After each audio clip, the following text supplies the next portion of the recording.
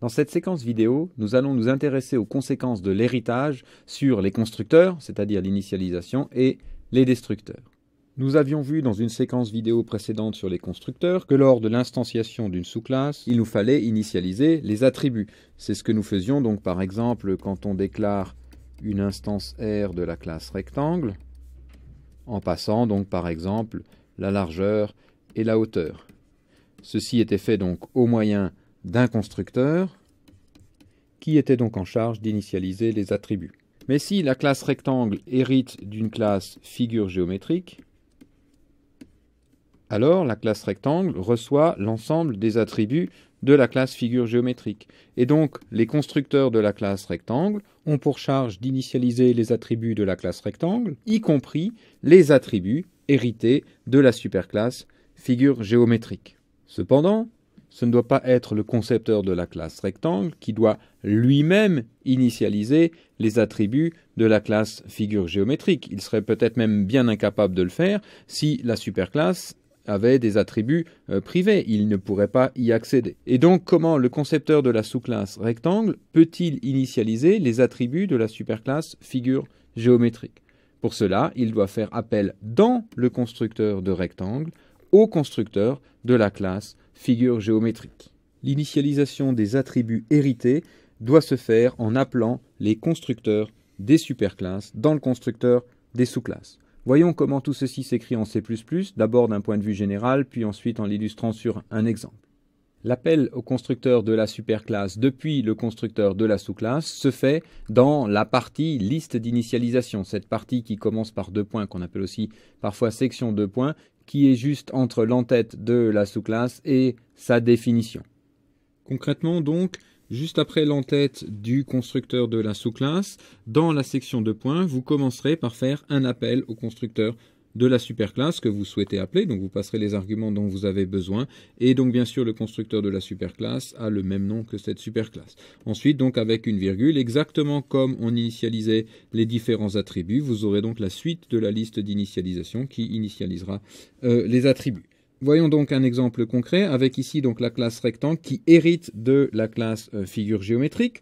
Donc on a défini une classe figure géométrique qui, je vous rappelle, a un attribut position que l'on aura donc mis ici en protected et puis qui par exemple a donc un constructeur qui reçoit deux coordonnées x et y pour pouvoir initialiser la position. Donc ici, dans la liste d'initialisation du constructeur figure géométrique, on a l'initialisation de son attribut position.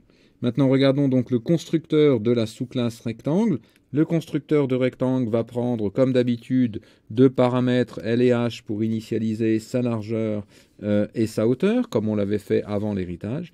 Mais il prendra en plus deux paramètres X et Y, on a décidé ici de les mettre en premier, mais ce n'est pas du tout nécessaire, pour pouvoir initialiser la position de la figure géométrique au travers de l'appel de ce constructeur de figure géométrique qui prend deux paramètres. Et donc le constructeur de rectangle aura ces quatre paramètres, et puis ensuite dans la section liste d'initialisation, un appel au constructeur figure géométrique, ici on a choisi l'appel à deux paramètres, et puis derrière, avec une virgule, la liste d'initialisation de ses propres attributs.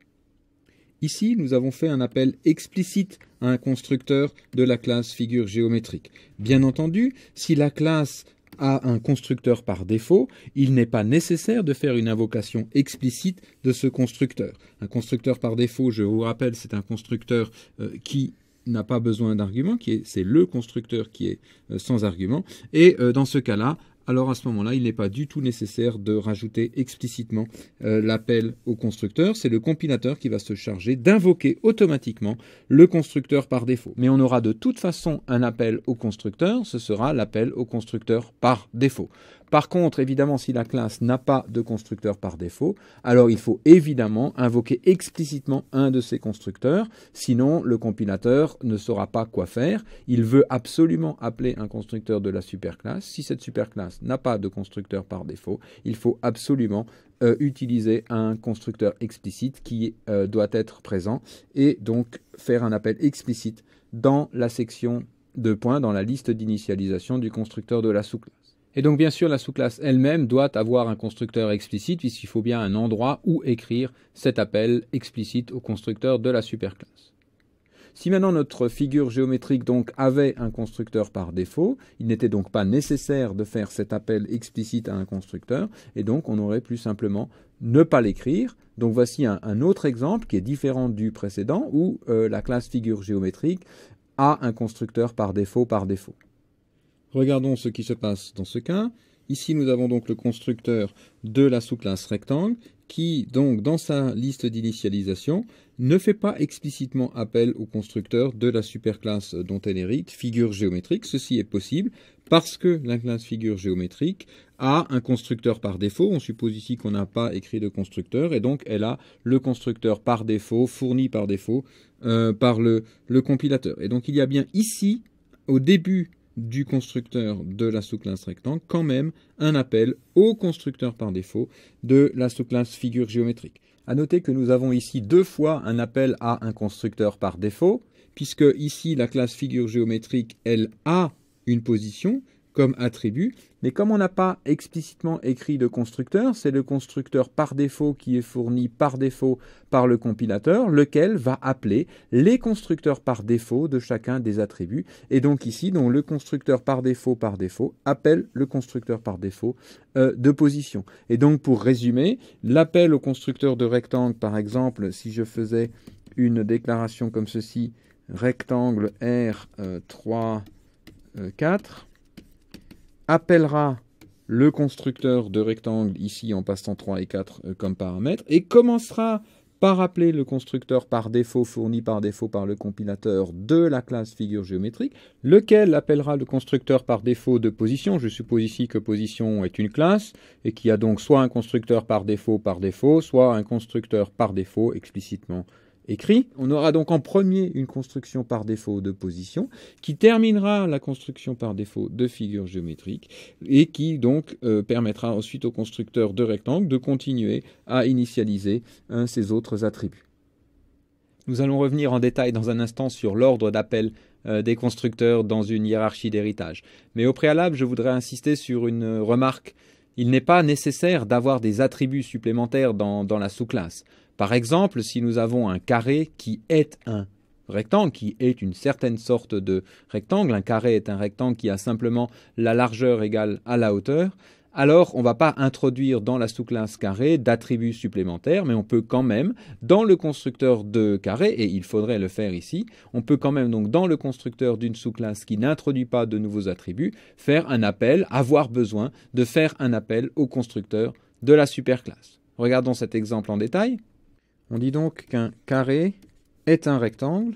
Dans la classe rectangle, nous avons comme d'habitude les attributs largeur et hauteur, lesquels sont donc hérités dans la classe carré, et simplement on dira que carré est un rectangle où la largeur est égale à la hauteur. Et on rajoute rien de plus, on ne change rien d'autre à carré. Donc on va simplement déclarer la classe carré comme étant une sous-classe de la classe rectangle.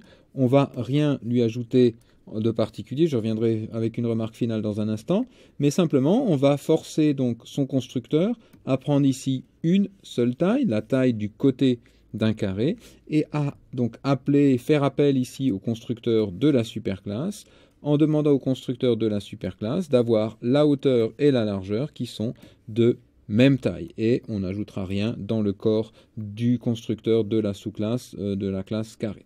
Voilà, et c'est tout simplement donc ces trois lignes ici, on n'a rien besoin d'ajouter, permettront d'avoir donc un carré qui est un rectangle dans lequel la construction oblige la largeur et la hauteur à être égales.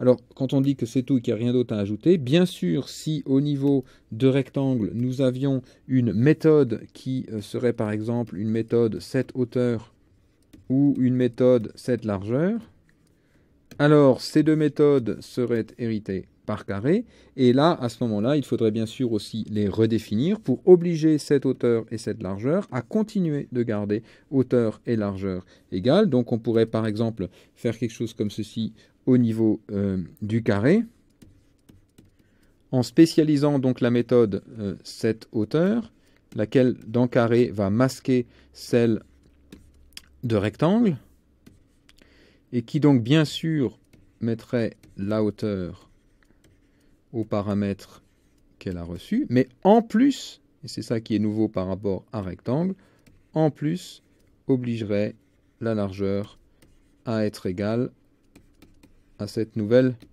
hauteur. C'est donc cette ligne supplémentaire qui serait ici rajoutée dans la spécialisation de carré, et on ferait la même chose pour cette largeur, bien entendu. Pour résumer à ce stade, donc, chaque constructeur d'une sous-classe doit appeler un des constructeurs de la superclasse, et cet appel doit se trouver en premier dans la liste d'initialisation. Mais que se passe-t-il si l'on oublie de faire explicitement appel à un des constructeurs de la superclasse ? Alors, le constructeur de la sous-classe appelle automatiquement le constructeur par défaut de la superclasse. Et évidemment, si la superclasse n'a pas de constructeur par défaut, à ce moment-là, il y aura une erreur de la part du compilateur. J'en profite pour vous rappeler que donc le constructeur par défaut, c'est-à-dire le constructeur qui ne prend pas d'argument, est un petit peu particulier en ce sens que si on ne l'écrit pas, on a par défaut une version qui est fournie par le compilateur de ce constructeur par défaut, et que dès que l'on écrit un autre constructeur, alors le constructeur par défaut n'existe plus, et si on veut un constructeur par défaut, il faut à ce moment-là le réécrire. Donc pour éviter tout problème lorsqu'on fait de l'héritage, dans un premier temps, je vous conseille de toujours déclarer au moins un constructeur et de toujours faire un appel explicite à un des constructeurs de la superclasse dans la sous-classe. Même si c'est le constructeur par défaut que vous voulez appeler, vous pouvez quand même l'écrire explicitement. Ce sera plus clair dans un premier temps. Voilà, ceci conclut cette première partie sur les conséquences de l'héritage sur les constructeurs. Dans la seconde partie, nous reviendrons en détail sur l'ordre d'appel des constructeurs dans une hiérarchie de classes et puis nous vous donnerons encore quelques compléments.